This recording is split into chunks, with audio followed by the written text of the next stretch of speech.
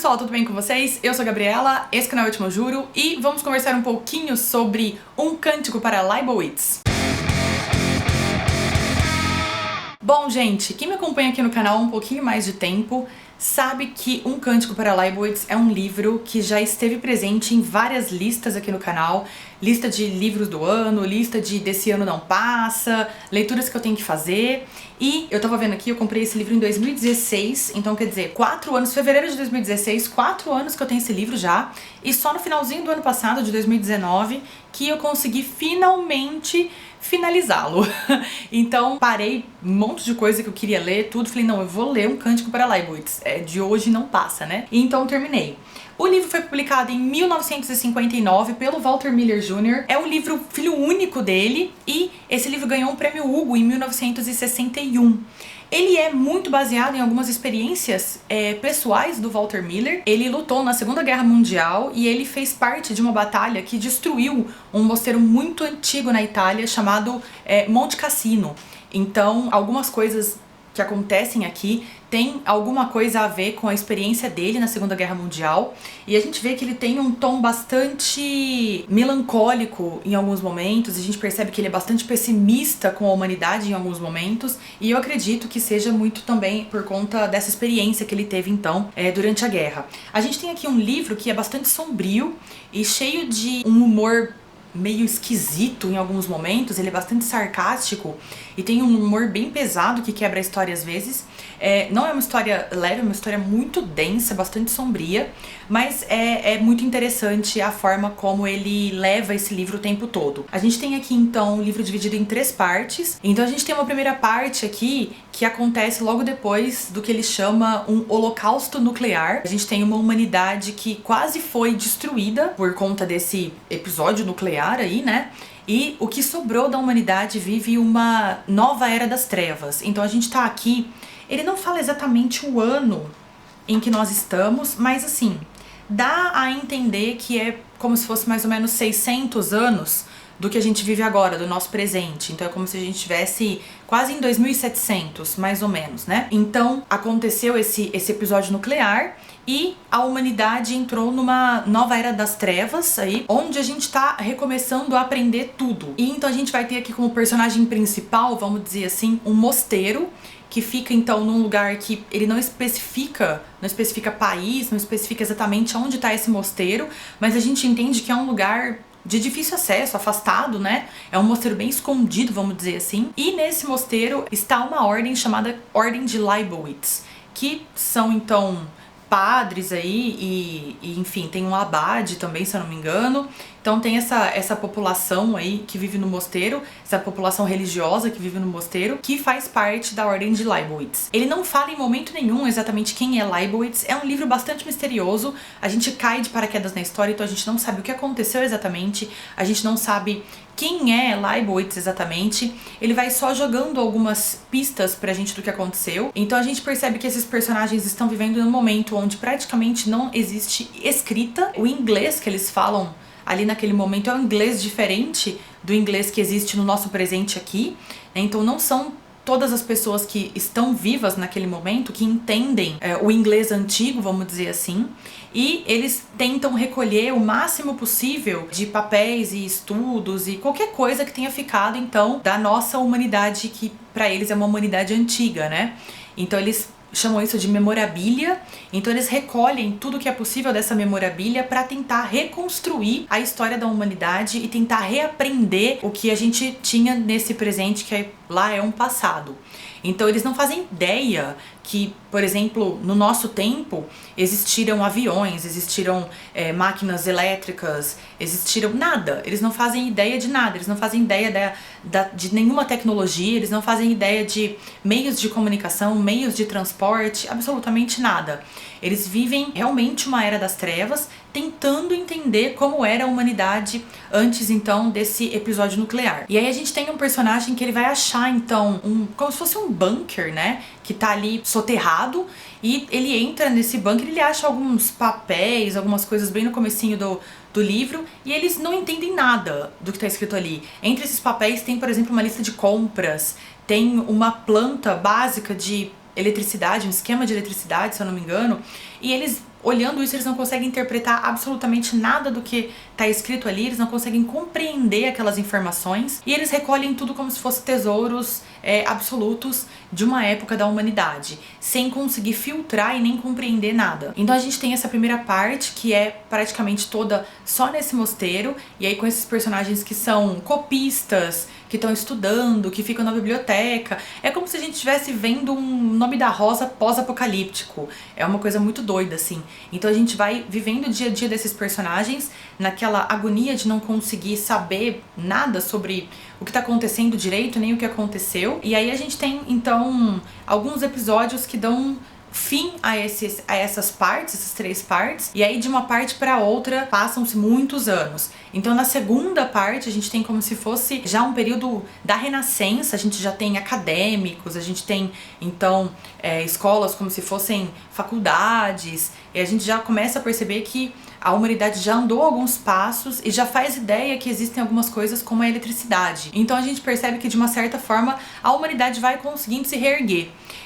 E aí tem então, a gente tem alguns personagens, a gente tem um acadêmico que vai até a Ordem de São Leibowitz para procurar alguns papéis, para pesquisar aquela memorabilia, para ver o que tem ali, e então vai ter um conflito ali entre a religião e a ciência, e aí eles vão discutir, esse capítulo é muito interessante porque eles vão discutir diversas questões que são, assim, muito presentes em qualquer, acho que época e em qualquer contexto, né? Então eles vão falar sobre esse conflito da religião e da ciência, vão falar sobre aborto, vão falar sobre a mulher, o papel da mulher, vão falar sobre eutanásia, sobre cometer eutanásia. Então é bastante interessante esse conflito que esse acadêmico traz ali para o mosteiro de São Leibowitz, e como o abade ali vai ver todas essas questões e vai agir ali nesses conflitos. É muito interessante que a gente tem uma parte da população que, por conta desse acidente ou não acidente nuclear, essa população ficou então debilitada. E aí a gente tem uma parte da população que tem sérias deficiências por conta da radiação e por conta de tudo que espalhou aí esse holocausto nuclear durante ali os primeiros anos, e que isso vem acontecendo até aquele momento. Então mesmo depois de quase 1000 anos desse fato, desse episódio nuclear, ainda existem pessoas que nascem com sérias deficiências, com má formação, e isso vai gerando um efeito bola de neve na população. E aí é interessante porque essa população sofre, e aí então eles discutem isso, né? Será que é melhor dar o tiro de misericórdia para as pessoas que estão sofrendo muito? Ou não, né? Vamos tentar fazer essas pessoas viverem o melhor possível, mesmo sabendo que não existe o melhor possível. Então é bem interessante esses questionamentos entre o acadêmico e o abade, essas conversas que acontecem aí nessa segunda parte. E na terceira parte, a gente tem uma terra já super avançada, que estaria, se a gente fosse comparar, até mais avançado do que nós estamos hoje. Então a gente vive já num mundo que já tem viagens espaciais, que isso já é muito comum, é um mundo que já está hiper tecnológico. E aí o que acontece é que novamente nós estamos à beira de um colapso, à beira de mais uma guerra mundial que está prestes a acabar com tudo. Então é sensacional isso do Walter Miller Jr., que ele vai levar então essa história até o ponto de que é um ciclo, né? Tudo se repete. Então aconteceu tudo isso e aí de repente está acontecendo tudo isso de novo. A humanidade não aprendeu nada, né? A gente foi quase extinto do mundo e nós estamos prestes a ser quase extintos do mundo novamente. E aí a gente tem de novo o mosteiro como um ponto central e quase como um personagem aí na história. E aí tá acontecendo uma organização ali de alguns estudiosos e etc, que eles vão tomar uma decisão sobre o que fazer frente a essa possível guerra mundial e mais um fim de mundo. Não vou falar aqui qual é a decisão final deles, né? Isso fica pra quem lê, mas é uma história bastante interessante porque é cíclico, né? Então tudo isso pra depois, no final das contas, de novo, a humanidade chegar na beira do colapso. O que me chamou mais a atenção nesse livro foi esse negacionismo da ciência, da academia. Ele fala aqui num determinado momento que os professores, os acadêmicos e os cientistas, assim que aconteceu esse holocausto nuclear, eles foram os primeiros a serem perseguidos e mortos, porque as pessoas começaram a achar que a ciência era uma coisa absurda e que ela não deveria existir. Então a culpa de um apocalipse nuclear foi justamente dos acadêmicos e dos cientistas. É claro que isso não faz sentido nenhum, e é claro que, na verdade, é muito interessante você ver que quem é culpado é isso, é o acadêmico, é o cientista e nunca é o governante, né? Então quem deu a ordem para que aquilo fosse explodido? Provavelmente não foi o professor da universidade, né? Mas mesmo assim, os culpados foram os professores, os acadêmicos e os cientistas. E aí ocorre então um extermínio em massa dessas pessoas, e aí por conta disso a humanidade cai então numa era das trevas total durante muito tempo. Pra mim foi uma leitura, uma experiência incrível essa leitura, justamente porque tem todo esse olhar da importância do acadêmico, da importância da ciência e como a gente fica totalmente no breu sem isso, né? Como é impossível viver, é quase impossível viver sem pesquisa, sem ciência, né, sem educação e ensino. E é sensacional você ver a narração dele do desespero pra se recuperar qualquer coisa. Então ele fala que existe uma fase de transição ali, onde então esses membros da Ordem de Leibowitz decoravam passagens de livros, porque caso eles fossem pegos e os livros destruídos, eles tinham de cor esses trechos para poder então repetir para um copista, para o copista poder fazer esse registro. Soa familiar, né? Soa muito Fahrenheit 451, essa coisa de decorar livros, né? Então assim, eu achei fantástico esse olhar do Walter Miller Jr.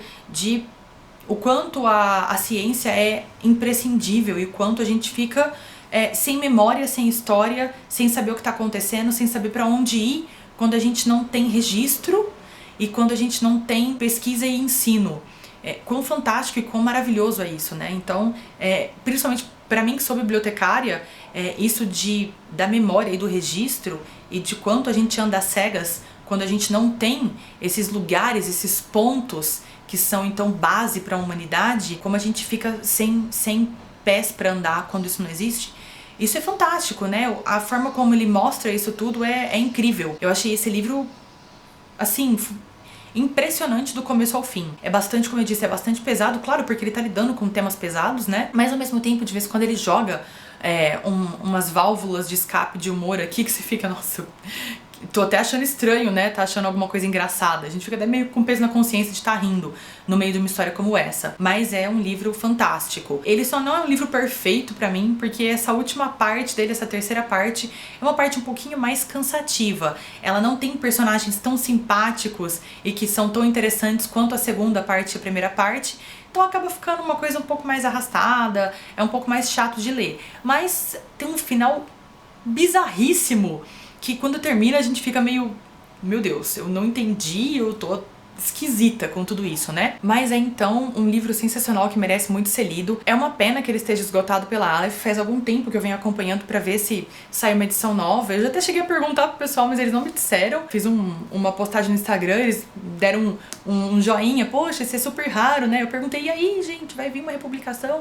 Mas ninguém me disse, então se vai vir talvez uma edição nova, uma nova tiragem desse livro, eu espero muito que sim, porque ele é sensacional. Pelo que eu sei, esse livro era publicado nos anos 80, e aí depois veio essa edição, e depois dela, infelizmente, ele caiu nas trevas de novo. Que coincidência triste pra esse livro, né? Cair nas trevas de novo. Mas eu espero muito que venha então talvez uma nova tiragem ou uma nova roupagem até pra essa história, ela vale muito a pena. É isso, gente, espero que vocês tenham gostado. E se você ainda não é inscrito no canal, não deixe de se inscrever. Se você gostou desse vídeo, deixa um curtir aqui embaixo que me ajuda muito na divulgação. O Cântico para Leibowitz está esgotado, mas vou deixar os meus links aqui da Amazon. Lembrando que se vocês comprarem qualquer coisa pelos meus links, vocês me ajudam com uma pequena comissão sem gastar nada a mais por isso. E eu sempre agradeço muito. É isso, nos vemos numa próxima. Muito obrigada. Tchau, tchau.